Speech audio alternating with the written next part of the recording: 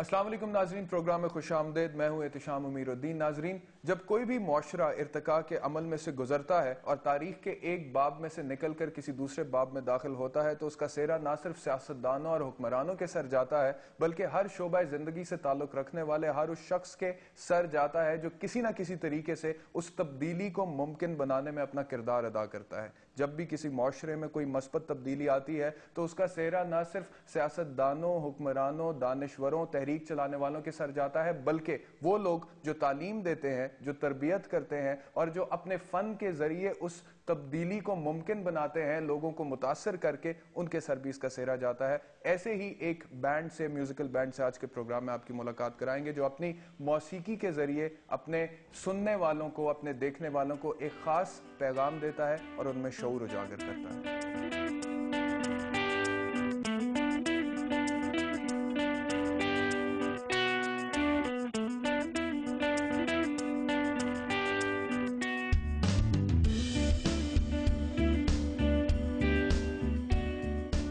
जी नाज़रीन, इस वक्त मैं फेमस लाल बैंड के मेंबर्स के साथ हूं। मेरे साथ हैं तैमूर रहमान जो इस बैंड के लीड गिटारिस्ट हैं, साथ वोकलिस्ट भी हैं और उनके साथ उनकी अहलिया माविश वकार तशरीफ रखती हैं। प्रोग्राम में खुशामदीद। Thank you. तैमूर रहमान साहब जी, ये क्या कह रहे हैं आप? किस किस्म की शरंगेजी फैला रहे हैं माशरे में? बस देख लें, कुछ ऐसा है कि जब मैं अमेरिका गया था तो 94 की बात है, तो वहाँ से जब मैं पढ़ के वापस आया तो वहाँ म्यूज़िक में मैंने माइनर भी किया, पॉलिटिकल साइंस में मेजर किया और उन दोनों चीज़ों का कॉम्बिनेशन करके नमूना पेश कर दिया आपके सामने। अच्छा, इसके ऊपर भी थोड़ी सी डिस्कशन कर लेंगे कि म्यूजिक एग्जैक्टली इस तरह का म्यूजिक आपने कब सोचा कि आपको करना चाहिए, लेकिन उससे पहले मुझे ये बता दें कि जिस तरह का म्यूजिक ऑलरेडी आप कर चुके हैं, अभी तक कोई धमकी या कोई फतवा लगा?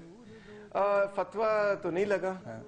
धमकियां भी जो हैं वो इस किस्म की ही हैं जो कि नॉन सीरियस, जिन पे मुझे कोई परेशानी नहीं हुई। ठीक है, मतलब अगर कोई इंटरनेट पे बच्चे सच्चे कह रहे हैं बुरा भला तो it's not a big deal. आपके ख्याल में आपका सबसे ज्यादा रेडिकल सॉन्ग कौन सा है? मेरा ख्याल है जो हमने अभी रिसेंटली रिलीज किया है दहशतगर्दी के हवाले से उसके खिलाफ, वो सबसे पॉलिटिकल और सबसे रेडिकल गाना है। अच्छा, तो इस तरह का म्यूजिक कब सोचा कि करना चाहिए? एक्चुअली म्यूजिक तो मेरी जिंदगी का हमेशा साथ ही था। जब आप तो जानते ही कि जब मैं टीचर भी था तो गिटार क्लास में ले आया करता था। बिल्कुल जानता हूँ, मैं आपका हम्बल स्टूडेंट रहता हूँ। तो वो साथ साथ चलता ही रहता था। लेकिन मैं यहाँ पे देखने वालों को थोड़ा सा बता दूं, कंफ्यूजन ना हो जाए, क्योंकि हमारी उम्र में कोई खास फर्क नहीं लगता। फर्क सिर्फ इतना था कि जब ये पढ़ा रहे थे ये जवान थे और मैं नौजवान था, इस वजह से इतना फर्क नहीं लगता। अब मैं बूढ़ा हो गया हूँ। नहीं अभी भी आप जवान हैं। तो बस वो साथ साथ था, म्यूजिक चल रहा था साथ साथ। फिर बीच में एक फेज ऐसा आया कि मैंने सोचा नहीं, बस सिर्फ मैंने पॉलिटिकल एक्टिविज्म करना है और म्यूजिक जो है वो बड़ी लीटेस्ट चीज है, मैंने नहीं करनी। ठीक है, मगर फिर कुछ जरा सेंस प्रिवेल्ड और फिर मैंने ये सोचा कि नहीं, ये दोनों चीजें इकट्ठी भी है, बड़ी अच्छी तरीके से की जा। ठीक है, इससे पहले कि मैं मजीद आपसे कुछ पूछूं, माविश में आपकी तरफ आऊंगा।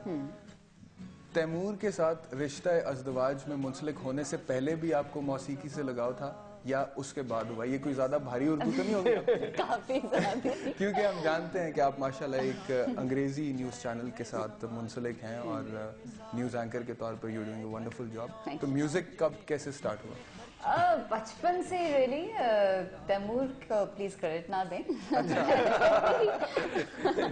नहीं, आई थिंक हर किसी को शौक होता है म्यूजिक का। मुझे तो बचपन से ही था शौक। वही कैसेट्स पे हम सुनते थे टेप रिकॉर्डर पे लगा के। एंड देन मेरे वालिद का जो है म्यूजिक टेस्ट, मुझे वो उसने बहुत इंस्पायर किया। उस टाइप की म्यूजिक में बहुत सुनती थी एंड गुनगुनाती तो खुद ही अपने से थी। कॉलेज में थोड़ा बहुत परफॉर्म कर लिया, हमारी वेस्टर्न नाइट्स होती थी तो वहाँ परफॉर्म कर लेती थी। बट इस तरह प्रॉपर्टी एज अ प्रोफेशन और हॉबी उस तरह टाइप कर कर उसी के साथ किया। बिल्कुल ठीक है, क्रेडिट मुझे मिल ही गया।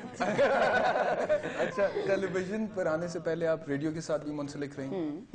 उसमें भी म्यूजिक से कुछ वास्ता रहा? सिर्फ म्यूजिक से था। अब तो सिर्फ न्यूज करती हूँ मैं, उसमें सिर्फ म्यूजिक था। तो वहां से भी मैंने बहुत म्यूजिक का जाना, नया नया म्यूजिक सुना। अपना जो म्यूजिक मैं सुनती थी उसमें ज्यादा स्टडी किया कि बैकग्राउंड क्या होते थे, आर्टिस्ट हिस्ट्री एक्सेट्रा, उस तरह टाइप। तो बड़ा मजा आता था। ठीक है। अच्छा तैमूर रहमान साहब, मुझे ये बताइएगा कि ये जो म्यूजिक आपने किया अभी तक, प्राइमरीली बेसिकली बुनियादी तौर पर मोटिवेशन क्या है? मोटिवेशन एहतशाम ये थी कि समाजी तब्दीली और पाकिस्तान के अंदर एक इस किस्म का इनकलाब जो कि सोशलिज्म की तरफ लेके जाए। और उसमें मेरी जो एकेडमिक्स भी थी, जो मैं पढ़ा रहा था, जो मैं political activism, grass roots activism कर रहा था, और जो म्यूज़िक, तीनों चीज़ें जो हैं उनके पीछे जो मेन सोच थी वो हमेशा यही थी कि फैज़ अहमद फैज़, हबीब जालिब, सज्जाद ज़हीर, हसन नासिर, जो यहाँ के बाएं बाजू की तहरीक के लोग रहे हैं, तरक्की पसंद तहरीक के लोग जो रहे हैं, उनकी सोच को जो है आवाम के अंदर पॉपुलराइज किया। सही, ठीक है। अच्छा, फैज़ और हबीब जालिब का आपने जिक्र किया, बहुत सारे गाने जो आपने गाए हैं वो फैज़ और हबीब जालिब की नज़मों पर ही हैं बेसिकली। तो सबसे पहली जो आपने नज़म गाई थी, मेरे ख्याल है वो हबीब जालिब की थी, मैंने उससे ये कहा। तो वो थोड़ी सी गुनगुना देंगे हमारे लिए अभी? चलिए गुनगुना देते हैं। अगर मावे साथ दे तो फिर है। जी बिल्कुल, क्यों नहीं। मेरा ख्याल है वो तो जिंदगी में आपका साथ देने के लिए तैयार है। शादी